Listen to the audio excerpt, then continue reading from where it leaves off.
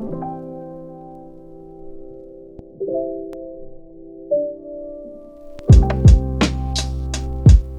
are at Helena's home. Welcome to my humble abode. And we are doing something very exciting because I've never done it before. We're going to wax Helena's legs. Because I am going to Italy for a few days with a very good friend of mine. And I don't know, I kind of like, oh yeah, let's just wax my legs and just make a video out of it, or at least like I know how it works. So we have like one person who knows how it works and one person who doesn't know how it works. So it's gonna be like a little tutorial kind of. Right now we are using Veet Sugarpaste. It's from a German brand and it's drogerie. Oh my god, our English. It's from the drugstore. Drugstore.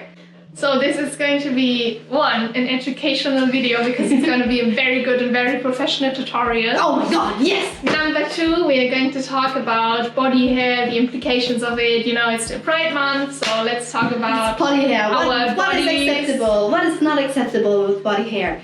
Is it okay? Is it not okay? But yeah, we'll get to that while we're waxing them. Yes, and also you will see some beautiful and cute shots of Aluna because she is here and she's beautiful.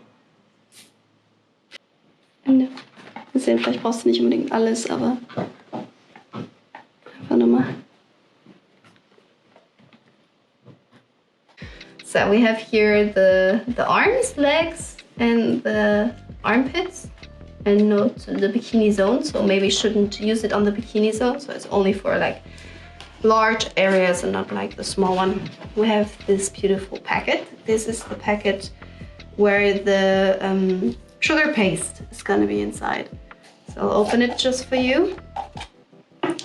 Right. Ugh. Sticky. Wow, it looks like molasses. Yeah, it is. It's very hard, but we're gonna soften it in boiling water. You can either make it in a microwave, like so it's nice and smooth. Do it. You can either do it in a microwave or with boiling water. You have to be careful not to get any water inside. I mean, it won't be bad. It's just gonna be less Smooth? stickier if you put water. It's just because it's just sugar and water and lemon. That's why if you just put it, it's gonna be even watery, very watery. And we have this beautiful stick, which it's quite just an application stick where when the paste is warm enough but not too warm so you can burn, you can like scoop it out and put it on your skin like that. And this is very nice because this little blue thing shows when it's too hot. I don't know what's happening again, but at what time it's perfect, but it changes color. And if you really look very clear, you say like a no with a Ausrufezeichen. Aluna, please don't know. Aluna, no. And then we have the little papers, which you can use to, when you put the wax on your body. No, Aluna, stop it. When you put the paste on this, into the paper and then, but usually there's never enough paper. So there's like another alternative you can use is just an old t-shirt where you can cut up stripes and then you can use them for taking off the wax. That's another way to do it. We're gonna take it. You can either do it in a microwave for like at 1 minute, but I don't have a microwave, so we're gonna do it in a water bath. I don't know how much. Flames! Look at the flames!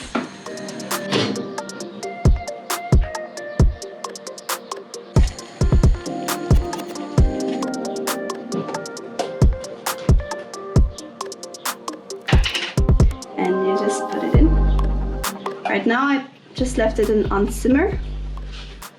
And actually it didn't say for how long, for how long you have to simmer it or boil it. Maybe I'll just boil it a little bit. But my experience is when I did the boiling, the outside is gonna be very, very fast and liquidy. And then you have like the big blob in the middle who's still like very hard, and you have to like mix it constantly too. And it's too hot, and you have the outside that is way too hot, and the inside that is still very like bloggy and everything. So I'll try this time with simmering. It'll take maybe a bit longer. We'll see. Please be careful while doing this.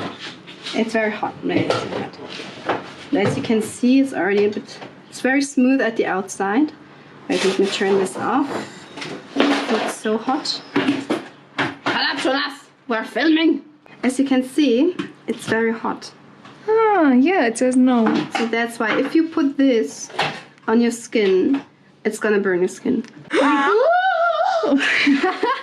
Please be very careful when you do it at home. So always, it's better if it's a bit too cold and hard than too hot. So I think it's good. I'll take it out and I'll mix it a bit. So. Can I finish my smoothie? Hola! Hola! And I did it myself, like the sugar waxing, where you can like only to melt sugar with water and lemon. I always ate it. Of course, before doing the waxing, you know, I'm not a pig. But yeah. It is possible to do it yourself, but the thing is, every time is such different consistency, and it really depends how hot where you're living. If there's like a high humidity, or you have like low humidity, or like different kind of sugar, or a different kind of temperature. If it's winter, if it's summer. Every time it was so different, and sometimes it worked perfect, and something because like you could take the whole block, make it like that, and just like rip it off only with your hands, and you can use it again and do it like that, something like that. But it was so different every time, and I never found the perfect way to do it, even though I researched everything and I watched a lot of YouTube videos, as you are. But it never worked out. That's why I'm buying it. Or I go to a professional, which is also very nice, but expensive.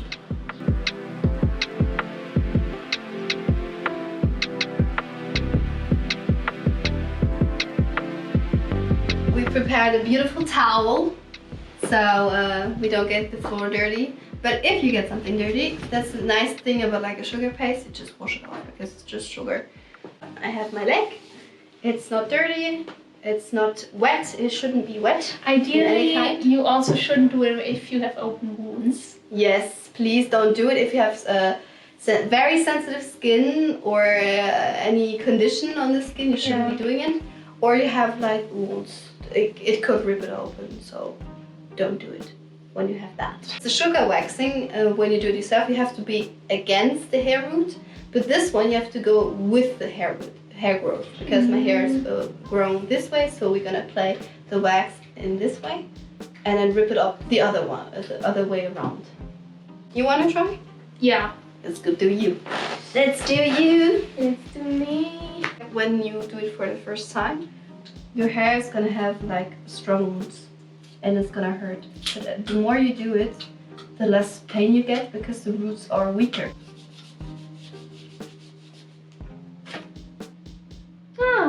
You feel it? Yeah, It's okay. I felt it. Yeah, it's like, oh wow, you can really see. Oh yeah, oh my god, you can see it. When I lived in my village in Belgium, I was very, very conscious of my hair because I have really dark hair and I'm very pale. I don't know, I have very thick hair. And when I was young, when I was, I don't know, maybe 13 or so, when I started to grow like armpit hair and everything, I was too scared to shave by my own, and I asked my sister to show it to me because I don't know, I was kind of scared. I just didn't know what to do. She just forgot it, I think. And one time I went to the swimming pool and had a beautiful bikini, and there were some idiots from a bit like my age or a bit older, like guys, and they came to me and say, "Oh, Helena, raise your armpits." And I knew I was hairy, so of course not. I'm not gonna do it. You're gonna laugh at me. That was it made me very insecure about my body hair. And then I just shaved it without asking somebody. I just did it because I was so sad and so frustrated that nobody helped me. I could have asked my sister again. I mean, it's not her fault, but I felt forgotten and ashamed to a point to have body hair. And then I looked at them. They had a bit hair on their chest and not even like hair in the... I think they were a bit younger, my same age. But you know, women progress faster, and with the body we get periods and boobs and everything.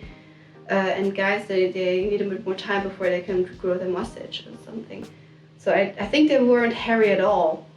But it made me so sad, and that's why I was very conscious of my hair. And like everywhere, like bikini zone, my legs were very hairy. I shaved like almost every morning. And the older I got, the more acceptant I was with my body, because the thing you see, like you watch your legs like this. Nobody's gonna come to you and gonna take your leg and like, oh my god, look, we have one hair here. So I just got like, it's like, oh, nobody cares. Or when I have like long pants in the winter, I'm not gonna wear a skirt. They're not gonna see it. Then I got a little bit more free and acceptant. But then I came to Berlin. And here is, as you know, sexuality, like everybody's so different, and I just didn't care. And I had like one girl in my acting class, she was younger than me, and she had very hairy legs, but never was shy of it, or she never shaved it. She was wearing like shorts and skirts, and when playing from afar you didn't see anything, you just saw when you was a bit nearer. And I found it so beautiful and so cool that she just didn't care. And right now I'm just like letting it grow however I want it. But I'm not sure if I still have like the mindset of hairless is more beautiful. But sometimes I like to take it all off. Like my armpit hair, I like to epilieren. Yeah, epilate, something like that. Yeah. Because I find it more beautiful, but I don't care if like somebody else has like hairy armpits, guy or girls. But one time I saw a girl, she had a beautiful dress, and her leg hair was very hairy. Her legs were very hairy, and my first thought was like, oh. But then I caught myself like, but why is it arm? Because it's just I think it's really my personal opinion, like preference, that I don't like it when That's they the have thing. a skirt and hairy legs. I don't care what you do with your body hair, honestly. Mm-hmm. But to me, this is also like, I feel, I just like the look of clean skin more, you know, the aesthetic. Like maybe it's also has to do with the thing that I am really not that fond of manly men, and like I like more feminine people, I feel. And to me, like especially these areas where men tend to be very hairy, like chest hair, back hair, something like this, and sometimes also like you know, the armpits, yeah. It's just not as aesthetically pleasing to me. So yeah, so I'm someone who always, I have very, very thin hair and very light hair. Yes. So I don't practical. shave my arms or my legs because you can't really see that I have hairy arms or legs because it's blonde hair, you know? Like you can see if I tell you, oh, look, but not from far away. Not even from near. Kind of, just like a little bit. A little bit, yeah. So I don't feel the need to shave those things, but I do regularly shave like my armpits and my what's it Bikini called? area? Yeah, my bikini zone, you know. And crotch. also my partner also shaves. Like, she is, you know, assigned male at birth, and so has like more body hair than I do, especially like the legs and stuff.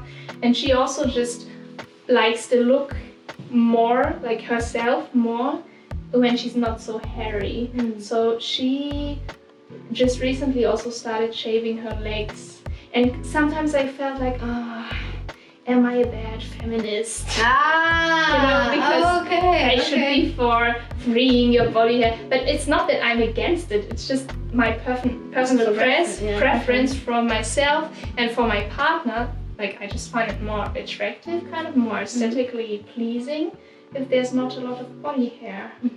I don't think it has anything to do with, like, I'm not someone who says, oh, it's so manly to have hair. Yeah, and if you're a woman, you have to shave. I think that's like not feminist. Yeah. But I'm not like that. So how I style my own hair It's your own decision. is my own decision. Yeah.